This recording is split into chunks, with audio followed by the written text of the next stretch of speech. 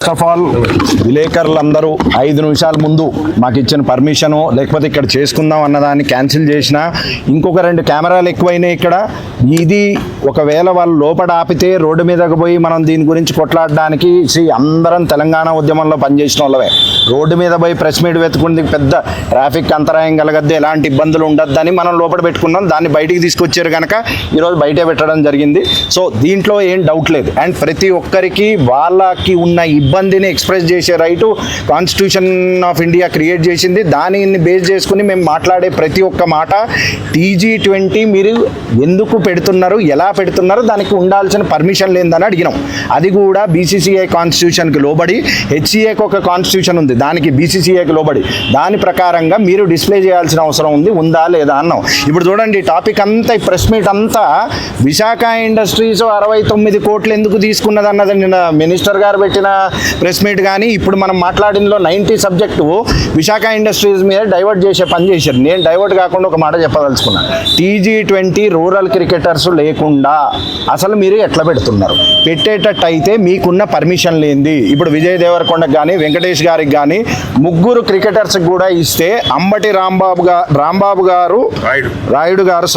అంబటి రాయుడు గారికి ఆయన ఇది మీరు కెమెరాల్లో కూడా చూపించండి. ఆయన నిన్న 11 గంటలకి ఒక ట్విట్టర్లో ఒక ట్వీట్ పెట్టిండు, నాకు ఆపరేషన్స్కి సంబంధం లేదని పెట్టిండు. TG20 సంబంధం లేదు, నాకు అసలు సంబంధం లేదు, ఈ TG20 గేమ్కి అసలు నాకు సంబంధం లేదు, దాని ఆపరేషన్ సంబంధం లేదని పెట్టిండు. పెట్టిన తర్వాత నేనేమన్నా అంటే, సరే మీరు పెట్టిరు బాగానే ఉంది, మీకు ఎవరి నుంచి ప్రెషర్ వచ్చిందో డిలీట్ చేశారు కదా, అదే ట్విట్టర్లో నేను ఆ స్క్రీన్ షాట్ తీసి అది పెట్టి దాని పక్కనే TG20లో ఆపరేషన్స్కి సంబంధించి దాంట్లో ఈయన పాత్ర ఉన్నదని క్లియర్గా TG20 వెబ్సైట్లు ఉన్నది. మరి ఈ 2 కాంట్రడిక్ట్ ఎట్లయినాయి? సరే కాంట్రడిక్ట్ అయినాయి. మరి ఇప్పుడు మీరు ట్విట్టర్లో పెట్టింది డిలీట్ చేయమని ఎవరు చెప్పారు మీకు? ఇప్పుడు మీరే మెయిన్ వ్యక్తి అయినప్పుడు అంబటి రాయుడు గారిని ట్వీట్ డిలీట్ చేయమని చెప్పింది ఎవరు? మీకున్న పొలిటికల్ ప్రెషర్ అయింది. రెండో క్వశ్చన్, ఇప్పుడు నేను దీంట్లో ఏం పెట్టినా అంటే, నేను ట్వీట్లో కూడా పెట్టినా, మాకు సమాధానం చెప్పకపోతే పోయినావు, HCAకి నువ్వు ఏం చేసుకుంటావో నీ ఇష్టం, నువ్వు ఒకప్పుడు కష్టపడి వచ్చినవాడువేగా, నువ్వు ఎన్ని ఇబ్బందులు పడ్డావో నీకు తెలియదా?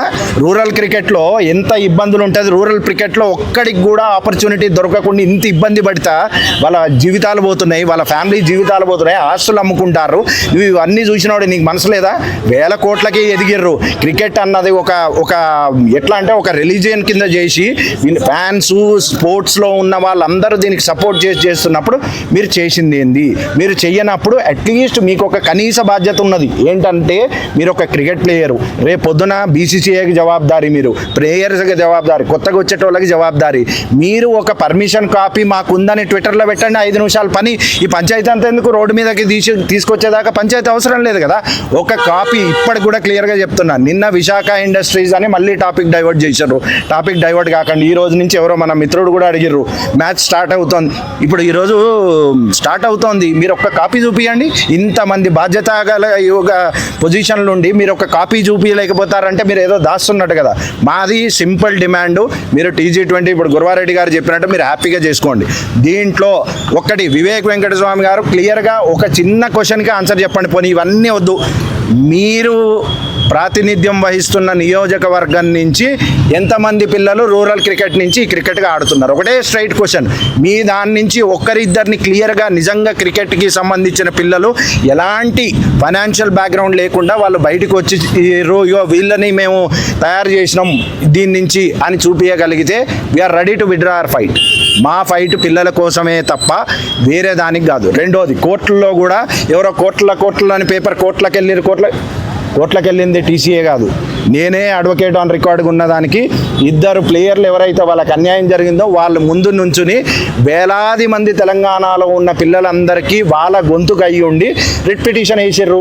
మీకు కనపడతలేదా? కళ్ళు కనపడతలేవు మీకు? ఎవరు వేసిర్రో పిటిషన్, రిట్ పిటిషను ఎవరు వేసిర్రు అన్నది తెలియదా? పేర్లు ఆ నోటీస్ తీసుకుంది కో డ్రామా. సో కోర్టు పరిధులు ఉంది కనుక ఎక్కువ మాట్లాడలేకపోతున్నా. దాని వెనకాల కూడా చాలా జరుగుతాయి. ఈ డ్రామాలు బంద్ చేసి ఇప్పుడు ఇక్కడ ఉన్న వాళ్ళందరూ మనం అందరం middle class, below middle class నుంచి వచ్చినాం. మన పిల్లలకి ఆ కింద ఉన్న వాళ్ళకి జరిగే అన్యాయాన్ని ప్రశ్నించడానికి ఇక్కడ నుంచున్నాం. మనకు పైసలు ఎక్కువ అయ్యి రోడ్డు మీద నుంచుని డ్రామా చేయడానికి మనం నుంచోలేం. ఈ డ్రామా చేసేటోళ్ళు డ్రామా బంద్ చేయండి. ఎక్కడ దాకా అయితే అన్ని కేసులు ఉన్నాయి. 2014లో తెలంగాణకి సెపరేట్ తెలంగాణ అయినాం, కానీ క్రికెట్ మాత్రం సెపరేట్ కానని కూర్చున్నారు. ఎక్కడ దాకా కూర్చోరో ఇప్పుడు ప్రెస్ మీట్ మీరు లోపల ఆఫ్ చేసారు, మేము రోడ్డు మీదకి వచ్చినాం, రోడ్డు మీద చేస్తున్నాం. సో దీంతో నేను అడిగిన క్వశ్చన్లకి వాళ్ళు జవాబు చెప్పగలిగితే we are ready to dilute our fight.